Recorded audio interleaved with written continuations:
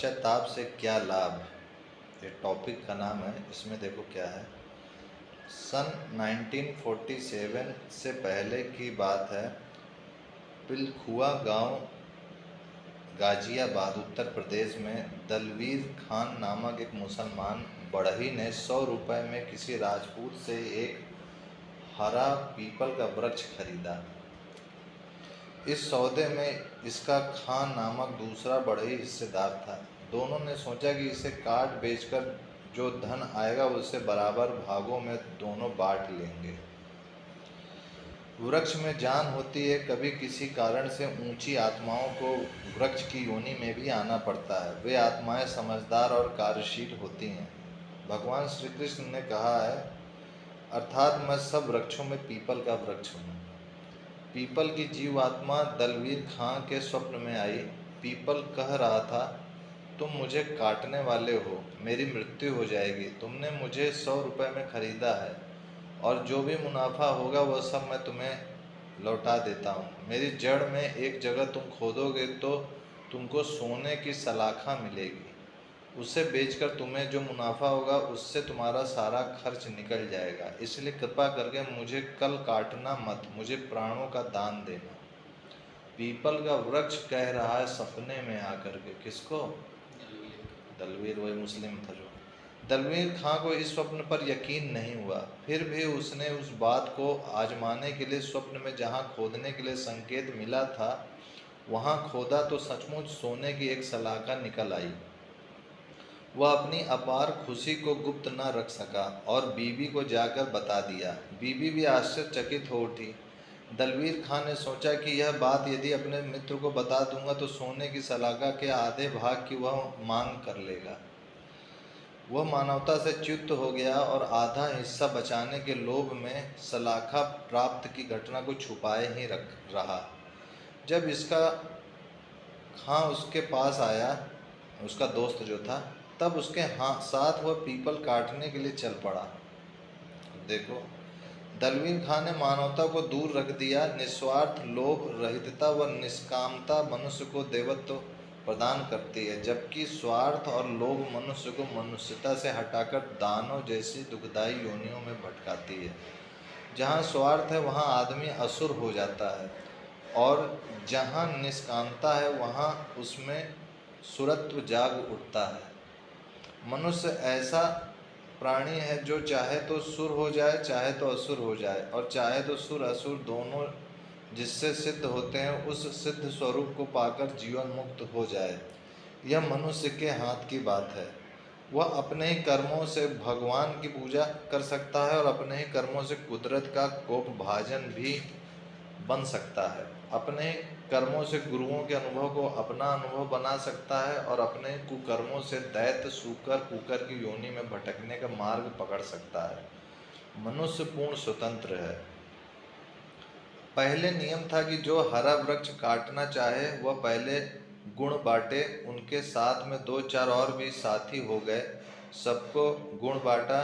ज्यों ही पीपल पर कुल्हाड़ा चला तो लोगों ने देखा कि पीपल में से खून की धारा फूट निकली, खून निकल रहा है लाल लाल।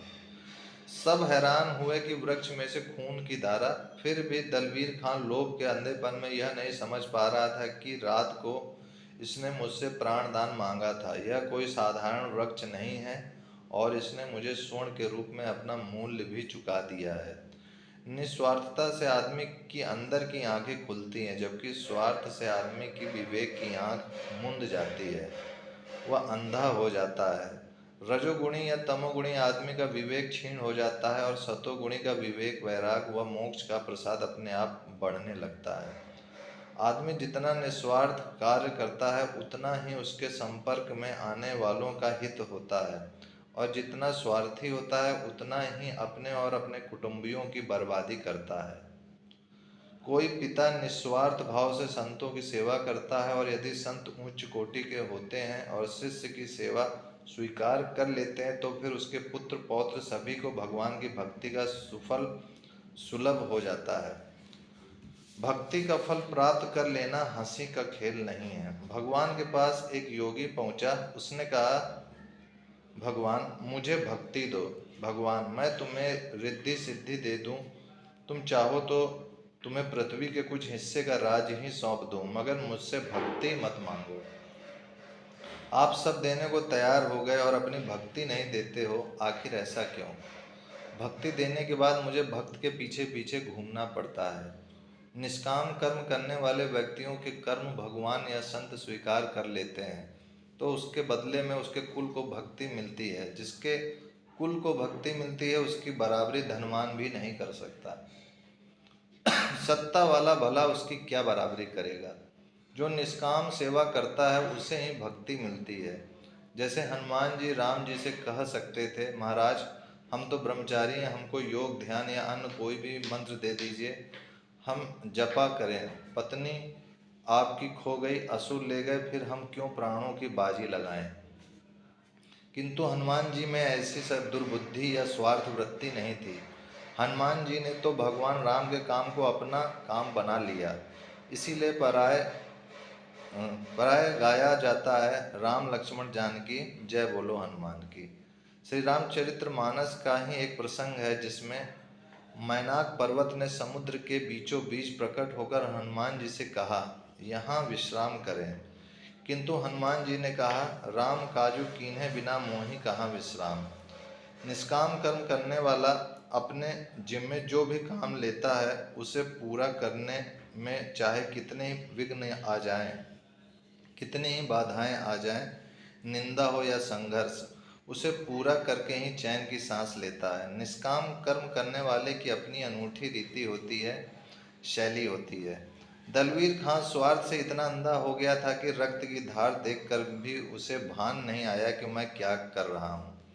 उसने तो कुल्हाड़े पर कुल्हाड़े चलाना जारी रखा। जो स्वार्थ आंधबंध किसी पर जुल्म सितम ढाता है, उसे प्रकृति तत्क्षण परिणाम भी देती है। ज्यों ही उसने उस निर्दोष वृक्ष पर कुल्हाड़े मारना शुरू किया, त्यों ही उसका स्वास्थ्य सुंदर यौवन बेटा, जिसके नाखून में भी रोग या बीमारी का नामो निशान नहीं था, वो एकाएक पीड़ा से कहराते हुए गिर पड़ा। उधर पीपल में से रक्त की धारा निकली और इधर बेटे के शरीर से रक्त प्रवाहित हो चला। उधर वृक्ष की शाखा का कटना था, इतने में इधर दलवीर खां की आंखों के तारे उसके बेटे का अंत हो गया, मर गया। तभी कहते हैं कि पीपल के वृक्ष में भगवान निवास करते हैं, इनको काटना और ये सब करना अनुचित है। शाम को जब दलवीर खां घर आया, तब घर पर गांव के समस्त लोगों को इकट्ठे शोक मग्न देखा। दलवीर खां को देख उसकी पत्नी चिल्ला उठी, बेटा तेरा हत्यारा तो स्वयं तेरा यह बाप है। उसने सारा भांडा फोड़ते हुए कह दिया, रात को पीपल का संकेत मिला था, सोने की सलाखा भी मिली थी और वह निर्दोष वृक्ष प्राण दान मांग रहा था। इस हत्यारे ने लोभ और स्वार्थ में पड़कर सलाखा तो ले ली, जो 100 रुपये खरीदने में लगाए थे, और जो मुनाफा होने वाला था स्वर्ण सलाखा से, इससे उससे भी अधिक द्रव्य मिल गया था। फिर भी इसने उस पीपल के साथ अन्याय किया। कुदरत ने उसी अन्याय का बदला चुकाया है। ज्यों ही पीपल को काटा, त्यों ही मेरे बेटे के बदन से खून की धार निकल चली। हे स्वार्थ में अंधे हुए मेरे पति, तुमने ही मेरे बेटे का खून किया है। और वह फूट फूट कर रुदन करने लगी। पराये स्वार्थ में अंधा होकर आदमी कुकर्म कर बैठता है, और जब उसे उसका फल मिलता है तब पछताता है, मगर बाद में पश्चाताप से क्या लाभ। नेक्स्ट है, देखो इसमें, पुजारी बना प्रेत। उड़िया बाबा बड़ी ऊंची आध्यात्मिक कमाई के धनी थे। नंद जी सरस्वती उनके प्रति बहुत श्रद्धा रखते थे। वे आपस में चर्चा भी किया करते थे। उड़िया बाबा ने एक दिन सुबह एक मृत पुजारी को सामने खड़े देखकर पूछा, अरे बांके बिहारी के पुजारी, तू तो मर गया था, तू सुबह सुबह इधर यमुना किनारे कैसे आया? उसने कहा, बाबा मैं आपसे प्रार्थना करने आया हूँ। मैं मर गया हूँ और संकल्प से आपको दिख रहा हूँ। मैं प्रेत शरीर में हूँ। मेरे घर वालों को बुलाना और जरा बताना कि उन्हें सुखी करने के लिए मुँहवश मैंने ठाकुर जी के पास पैसे चुराकर घर में रखे थे। धर्मादा के पैसे चुराए, इसीलिए मंदिर का पुजारी होते हुए भी मेरी सदगति नहीं हुई। मैं आपसे हाथ जोड़कर प्रार्थना करता हूँ कि मेरे बेटे से कहिए कि फलानी जगह पर थोड़े से पैसे गड़े हैं, उन्हें अच्छे काम में लगा दें और बांके बिहारी के मंदिर के पैसे वापस कर दें ताकि मेरी सदगति हो सके। कर्म किसी का पीछा नहीं छोड़ते। था तो मंदिर का पुजारी, किंतु अपने दुष्कर्म के कारण उसे प्रेत होना पड़ा। सूरत, गुजरात में सन 1995 के जन्माष्टमी के ध्यान योग साधना शिविर में कुछ लोफरों ने आश्रम के बाहर चाय की लारी से किसी महाराज का फोटो उतारा। फिर भक्तों से कहा, तुम लोग हरिओम हरिओम करते हो, तुम्हारे बापूजी हमारा क्या कर लेंगे। और फोटो के ऊपर कीचड़ वाले पैर रख कर नाचे। शाम को उन्हें लकवा मार गया। रात को मर गए और दूसरे दिन शमशान में पहुंच गए। बुरा कर्म करते समय तो आदमी कर डालता है, लेकिन बाद में उसका परिणाम कितना भयंकर आता है इसका पता ही नहीं चलता उस बेचारे को। जैसे दुष्कृत उसके कर्ता को फल दे देता है, ऐसे ही सुकृत भी भगवत प्रीति अर्थ कर्म करने वाले कर्ता के अंतःकरण को भगवत ज्ञान, भगवत आनंद एवं भगवत जिज्ञासा से भरकर भगवान का साक्षात्कार करा देता है। संत की अवहेलना का दुष्परिणाम। आत्मानंद की मस्ती में रमण करने वाले किन्हीं महात्मा को देखकर एक सेठ ने सोचा कि ब्रह्मज्ञानी की सेवा बड़े भाग्य से मिलती है, चलो अपने द्वारा भी कुछ सेवा हो जाए। यह सोचकर उन्होंने अपने नौकर को आदेश दे दिया कि रोज शाम को महात्मा जी को दूध पिलाकर आया करो। नौकर क्या करता कि दूध के पैसे तो जेब में रख लेता और छाछ मिल जाती थी मुफ्त में, तो नमक मिर्च मिलाकर छाछ का प्याला बाबा जी को पिला आता। एक बार सेठ घूमते घामते महात्मा जी के पास गए और उनसे पूछा, बाबा जी हमारा नौकर आपको रोज शाम को दूध पिला जाता है ना।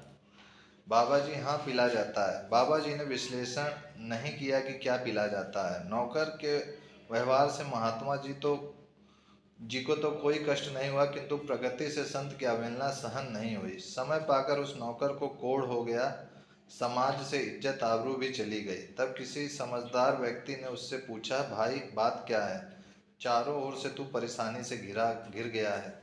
उस नौकर ने कहा, मैंने और कोई पाप तो नहीं किया, किंतु सेठ ने मुझे हर रोज एक महात्मा को दूध पिलाने के लिए कहा था, किंतु मैं दूध के पैसे जेब में रखकर उन्हें छाछ पिला देता था, इसीलिए यह दुष्परिणाम भोगना पड़ रहा है।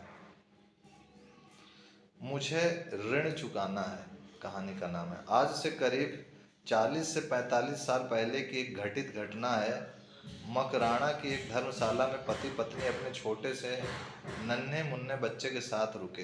धर्मशाला कच्ची थी, दीवालों में दरारें पड़ गई थीं, ऊपर पतरे थे, आसपास में खुला जंगल जैसा माहौल था। पति पत्नी अपने छोटे से बच्चे को प्रांगण में बिठाकर कुछ काम से बाहर गए। वापस आकर देखते हैं तो बच्चे के सामने एक बड़ा नाग कुंडली मारकर फन फैलाए बैठा है। यह भयंकर दृश्य देखकर दोनों हक्के बक्के रह गए। बेटा मिट्टी की मुट्ठी भर भर कर नाग के फन पर फेंक रहा है और नाग हर बार झुक झुक कर सहे जा रहा है। माँ चीख उठी, बाप चिल्लाया, बचाओ बचाओ, हमारे लाडले को बचाओ। नाग आया है बच्चे के पास, तो बच्चा मिट्टी का उठा उठा के नाग के ऊपर फेंक रहा है और नाग ऐसे झुक रहा है बार बार। लोगों की भीड़ इकट्ठी हो गई। उसमें एक निशानेबाज था, ऊंट गाड़ी में बोझा ढोने का धंधा करता था। वह बोला, मैं निशाना तो मारूं, सर्प को ही खत्म करूंगा, लेकिन निशाना चूक जाए और बच्चे को चोट लग जाए तो मैं जिम्मेदार नहीं। आप लोग बोलो तो मैं कोशिश करूं। पुत्र के आगे विषधर बैठा है, ऐसे प्रसंग पर कौन सी माँ इनकार करेगी। वह सहमत हो गई और बोली, भाई सांप को मारने की कोशिश करो, अगर गलती से बच्चे को चोट लग जाएगी तो हम कुछ नहीं कहेंगे। ऊंट वाले ने निशाना मारा, सांप जख्मी होकर गिर पड़ा, मूर्छित हो गया। लोगों ने सोचा कि सांप मर गया है। उन्होंने उसको उठाकर बाढ़ में फेंक दिया। रात हुई, वह ऊंट वाला उसी धर्मशाला में अपनी ऊंट गाड़ी पर सो गया। रात में ठंडी हवा चली, मूर्छित सांप सचेतन हो गया और आकर ऊंट वाले के पैर में डसकर चला गया। सुबह में लोग देखते हैं तो ऊंट वाला मरा हुआ था। दैव योग से सर्व विद्या जानने वाला एक आदमी वहां ठहरा हुआ था। वह बोला, सांप को यहाँ बुलवाकर जहर को वापस खिंचवाने की विद्या मैं जानता हूँ। यहाँ कोई 8-10 साल का निर्दोष बच्चा हो तो उसके चित्त में सांप के सूक्ष्म शरीर को बुला दूं और वार्तालाप करा दूं। ऐसी ऐसी विद्या है, सोच लो। जिसको लोग कहते हैं सब फालतू अंधविश्वास है। मकराना गांव में से 8-10 साल का बच्चा लाया गया। उसने उस बच्चे में सांप के जीव को बुलाया। उससे पूछा गया, इस ऊंट वाले को तूने काटा है? हाँ। इस बेचारे को क्यों काटा? बच्चे के द्वारा वह सांप बोलने लगा, मैं निर्दोष था, मैंने इसका कुछ बिगाड़ा नहीं था। इसने मुझे निशाना बनाया तो मैं क्यों इससे बदला ना लूं? वह बच्चा तुम पर मिट्टी डाल रहा था, उसको तो तुमने कुछ नहीं किया। बच्चा तो मेरा 3 जन्म पहले का लेनदार था। 3 जन्म पहले मैं भी मनुष्य था, वह भी मनुष्य था। मैंने उससे 300 रुपये लिए थे, लेकिन वापस नहीं दे पाया। अभी तो अभी तो देने की क्षमता भी नहीं है। ऐसी भद्दी योनि में भटकना पड़ रहा है। संयोगवश वह सामने आ गया तो मैं अपना फन झुका झुका कर उससे माफ़ी मांग रहा था। देख लो, सांप भी माफ़ी मांग रहा था। जो हम लोग देखते नहीं, कभी कभी वीडियो यूट्यूब में डाल देते हैं सबकी, देखो सांप आया, बच्चे से लिपटा हुआ, कुछ बच्चे को काट भी नहीं रहा है, ये ऐसा ही कुछ चक्कर होता है। उसकी आत्मा जागृत हुई तो धूल की मुट्ठियां फेंक फेंक कर वो मुझे फटकार दे रहा था कि लानत है तुझे। वो बच्चा की आत्मा जागृत है, वो मिट्टी से उसको कह रहा था, तेरे की 300 रुपये नहीं दे पाया, लेके साले मर गया। देखो आगे क्या कह, लानत है तुझे, कर्जा नहीं चुका सका। उसकी वह फटकार सहते सहते मैं अपना ऋण अदा कर रहा था। हमारे लेने देने के बीच टपकने वाला यह कौन होता है? वो सांप कह रहा है उस बच्चे के अंदर घुस करके, मैंने इसका कुछ भी नहीं बिगाड़ा था, फिर भी इसने मुझ पर निशाना मारा, मैंने इसका बदला लिया। सर्व विद्या जानने वाले ने सांप को समझाया, देखो तुम हमारा इतना कहना मानो, इसका जहर खींच लो। मैं तुम्हारा कहना मानूं तो तुम मेरा कहना मानो। सांपवा कह रहा है, मेरी तो वैर लेने की योनि है, और कुछ नहीं तो ना सही मुझे यह ऊंट वाला 500 रुपये देवे तो अभी इसका जहर खींच लूँ। उस बच्चे से 3 जन्म पूर्व मैंने 300 रुपये लिए थे। 2 जन्म और बीत गए, उसके सूद के 200 मिलाकर कुल 500 रुपये लौटाने हैं। देखो सांप अभी तक याद रखा हुआ है, जन्मों की है, देख रहे हो। किसी सज्जन ने 500 रुपये उस बच्चे के माँ बाप को दे दिए। सांप का जीव वापस अपने देह में गया। वहाँ से सरकता हुआ मरे हुए ऊँट वाले के पास आया और जहर वापस खींच लिया। ऊँट वाला जिंदा हो गया। यह बिल्कुल घटित घटना है, इसमें कुछ भी संदेह नहीं है। मासिक पत्रिका कल्याण में यह घटना छपी थी। जो गीता प्रेस की कल्याण आती है उसमें ओरिजिनल घटना होती है, उसी में छपी है। इस कथा से स्पष्ट होता है कि इतना व्यर्थ खर्च नहीं करना चाहिए कि सिर पर कर्जा चढ़कर मरना पड़े और उसे चुकाने के लिए फन झुकाना पड़े, मिट्टी से फटकार सहनी पड़े। जब तक आत्मज्ञान नहीं होता तब तक कर्मों का ऋणानुबंध चुकाना ही पड़ता है। अतः निष्काम कर्म करके ईश्वर को संतुष्ट करे और अपने आत्मा परमात्मा का अनुभव करके यहीं पर इसी जन्म में शीघ्र ही मुक्ति को प्राप्त करे।